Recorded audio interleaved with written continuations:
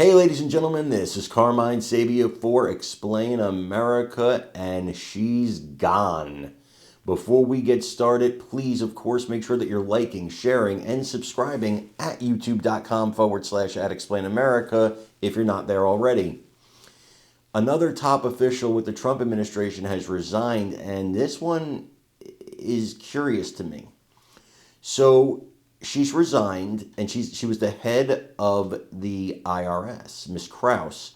She was the head of the IRS, and she's resigning, but the reason for her resignation, to me, is really curious. See, the Trump administration is demanding, and the IRS is complying, with getting tax information of illegal immigrants. Now, I'm not really sure how that works, because I didn't think illegal immigrants paid tax, but apparently in some form or fashion they do. And the IRS now is being compelled to give that information to Immigration and Customs Enforcement. And what Ms. Krause is saying is this is a dangerous precedent that you can target people using the IRS. I got to be honest, I see the concern there. I do understand the concern because I always say it starts somewhere, but where does it end? And even though President Trump's, reasons for doing it may be noble and may be proper, what stops the next president and the next president and the next president once the precedent is set? And so that is a concern.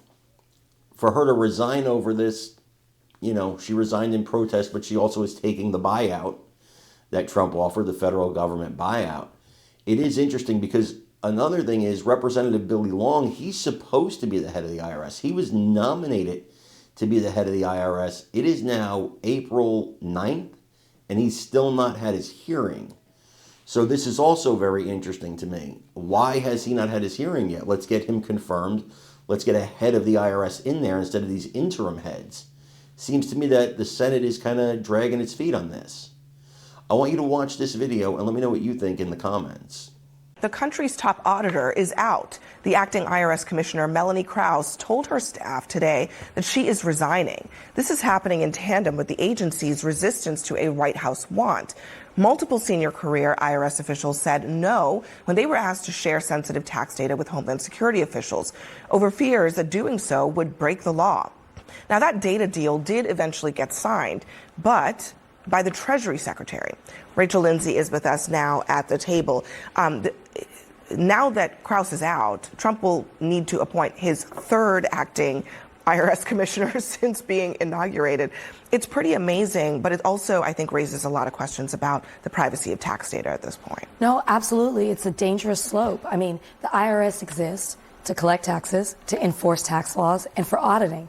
It doesn't exist as a place to collect personal information of taxpayers in order to have a witch hunt to go after whoever it is that you want.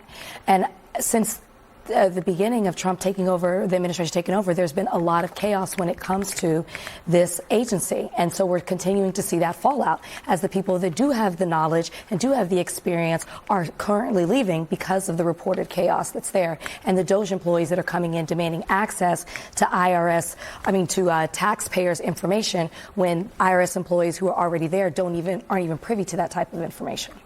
The reporting from CNN tonight is that in a recent video call, DHS officials told IRS officials they needed access to their data to help them locate up to 7 million suspected undocumented immigrants. It's an eye-popping figure that shocked IRS employees, according to a source with knowledge. I mean, Scott, we talked a lot about going after criminals.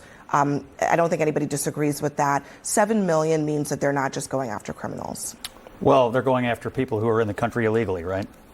Yeah, I know, but I'm saying the criminals, this is a much bigger universe. Doesn't that make you a criminal? No, it doesn't. To come across the border illegally? Coming into the country illegally is a civil offense. It's not a criminal offense.